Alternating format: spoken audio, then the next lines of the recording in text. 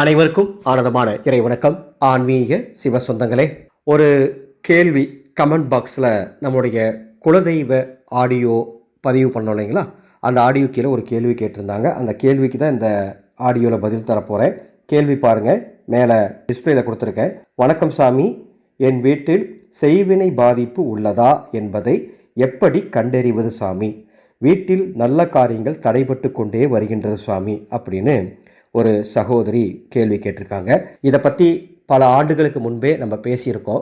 செய்வினை பாதிப்பு என்பது உங்கள் குடும்பத்தின் முன்னேற்றம், உங்கள் குடும்பத்தில் இருக்கக்கூடிய மகிழ்ச்சி, இதை கண்டு மனம் பொறுக்காமல் உங்கள் குடும்பத்திற்கு தீங்கு விளைவிக்க வேண்டும் என்று நினைக்கக்கூடிய எதிரிகள் மற்றும் துரோகிகளால் உங்களுக்கு செய்யப்படும் ஒரு தீய மாந்திரீக நிகழ்வு.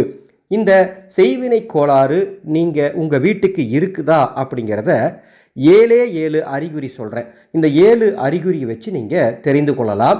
7ல் ஏதாவது ஒன்று இருந்தால் கூட உங்கள் குடும்பத்துக்கு தீய மாந்திரிகத்தால் பாதிப்பு இருக்குன்னு அர்த்தம். எனவே அதை உடனே சரி செய்து கொள்ள வேண்டும்.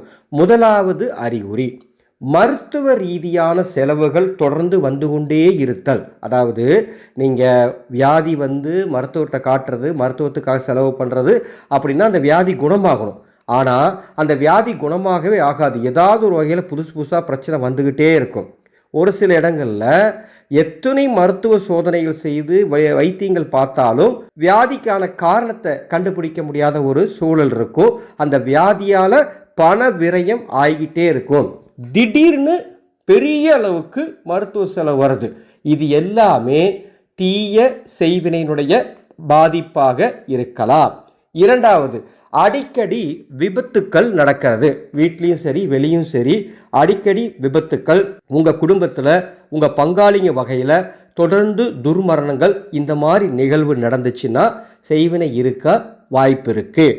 மூன்றாவது, நீங்கள் வெளியே இருக்கும் போதெல்லாம் உற்சாகமாக இருப்பீங்க. வேலைக்கு போகிற இடத்துல அல்லது தொழில் செய்கிற இடத்துல அல்லது அக்கம் பக்க வீடுகளுக்கு போய் பேசிட்டு வரீங்க அப்படின்னா அப்போல்லாம் ரொம்ப சந்தோஷமாக இருப்பீங்க.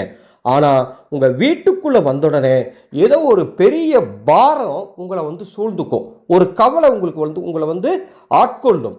வீட்டுக்குள்ளே வந்தாலே மனசு பாரமாக இருக்குது, வீட்டுக்கு வந்தாலே நிம்மதி இருக்க மாட்டேங்குது, வீட்டுக்கு வந்தாலே சண்டை சச்சரவாக இருக்குது அப்படிங்கிற ஒரு உணர்வு நீங்கள் வீட்டுக்குள்ளே வந்த உடனே உங்களுக்கு தோணுதா? அடிக்கடி தோணுதா? ஏதோ ஒரு பிரச்சனை இருக்குன்னு அர்த்தம். நாலாவது, எந்த காரணமுமே இருக்காது, அடிக்கடி பயம், பதட்டம். என்ன ஆயிருமோ, இப்படி ஆயிருமோ, அப்படி ஆயிருமோ அப்படின்னு எதற்கெடுத்தாலும் பயம், பதட்டம்.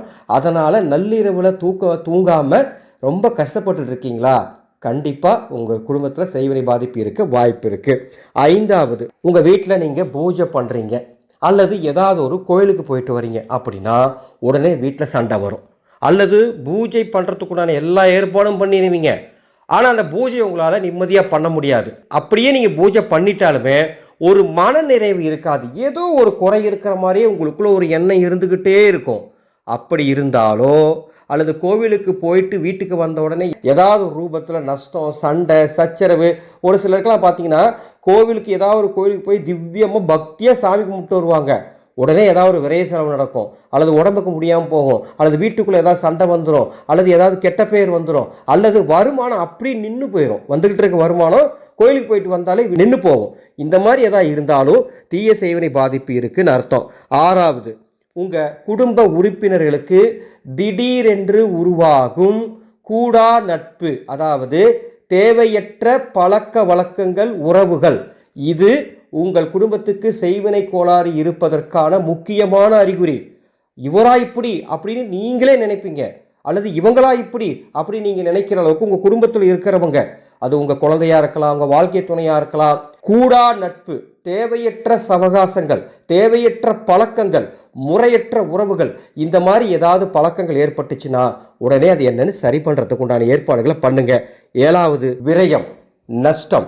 நல்லா போயிட்டு இருக்க தொழிலில் திடீரென்று ஒரு பெரிய நஷ்டத்தை சந்திப்பீங்க, அல்லது வேலையில் திடீரென்று இடமாற்றம், அதாவது விருப்பத்துக்கு மாறான இடமாற்றம், அல்லது வேலை இழப்பு, அல்லது வருமான இழப்பு, அல்லது யார்கிட்டயாச்சும் பணம் கொடுத்து ஏமாறுறது. இந்த மாதிரி ஏதாவது ஒரு ரூபத்தில் பொருளாதார நெருக்கடி உண்டாச்சுன்னா தீய செய்வினை இருப்பதற்கு வாய்ப்பு அதிகம். நான் 7 அறிகுறி சொல்லியிருக்கேன். இதில் எது இருந்தாலும் உங்கள் குடும்பத்தில் தீய செய்வினை இருக்கிறதுக்குண்டான வாய்ப்புகள் இருக்குங்கிறது தான் என்னுடைய கருத்து. சரிங்களா? அதை உடனே என்னன்னு பார்த்து சரி செய்து கொள்வது மிக மிக முக்கியம். அடுத்த ஆடியோவில் உங்களுக்கு ஒரு சோதனை சொல்ல போகிறேன். ஒரே ஒரு கற்பூரத்தை வச்சு உங்கள் வீட்டில் நான் சொல்கிற சோதனையை செஞ்சு பாருங்கள். உங்கள் வீட்டுக்கு செய்வினை தோஷம் இருக்கா இல்லையாங்கிறத நீங்கள் உடனே தெரிஞ்சுக்கலாம். அடுத்த ஆடியோக்காக காத்துருங்க. இந்த சேனலை இது வரைக்கும் நீங்கள் சப்ஸ்கிரைப் பண்ணால் சப்ஸ்கிரைப் பண்ணிக்கோங்க. செய்வினை கோளாறுகள், மாந்திரிக கோளாறுகள் மற்றும் தெய்வ வழிபாடுகள் இதிலெல்லாம் நம்பிக்கை இல்லாதவர்கள் இந்த ஆடியோவை நிராகரித்து விடலாம். உங்கள் விருப்பம் போல் நீங்கள் பின்பற்றலாம் என்பதை இந்த ஆடியோ மூலமாக தெரிவித்துக் கொள்கின்றேன். ஒரே ஒரு அறிவிப்பு கொடுத்துட்டு இந்த ஆடியோ நிறைவு பண்ணிக்கிறேன். உங்கள் குடும்பத்தில் ஏதாவது தீய வினைகள், தீய தோஷங்களால் பிரச்சனைகள், தொடர்ந்து துன்பங்கள் இருந்தால் கவலைப்பட வேண்டாம். நீங்கள் வீட்டில் இருந்தபடியே வாக்குமுறையில் பார்த்து அதற்குண்டான அதர்வன வேத பரிகாரங்களை அன்னை உச்சிஷ்ட மகா காளியின் மூலமாக செய்து கொள்ளலாம். எங்களது வாட்ஸ்அப் எண்ணுக்கு தொடர்பு கொள்ளுங்கள். மேலும் இன்னொரு தகவல், வைகாசி அமாவாசை 16/5/2026 எனது குருநாதருடைய ஜெயந்தி விழாவை முன்னிட்டு பிரம்மாண்டமான அதர்வன வேத மகா யாகம் எங்கள் அறக்கட்டளையில் நடைபெற உள்ளது. இந்த யாகத்தில் குலதெய்வ பூரண கும்பம், செம்பினாலான கும்பம் கட்டித்தரப்போகின்றோம். பதிவுகள் தொடங்கிவிட்டது. தேவைப்படுவோர் டிஸ்பிளேயில் தெரிகின்ற வாட்ஸ்அப் எனக்கு தொடர்பு கொள்ளுங்கள். 6 வருடங்களுக்கு உங்கள் குலதெய்வத்தின் அருளை பெற்றுத்தரும் அற்புத பூரண கும்பம். தேவைப்படுவோர் பதிவு செய்து பெற்றுக்கொள்ளலாம். மீண்டும் அடுத்த ஒரு பதிவில் சந்திக்கின்றேன். ஆனந்தம் மலரட்டும், ஆனந்த ஒளி பரவட்டும்.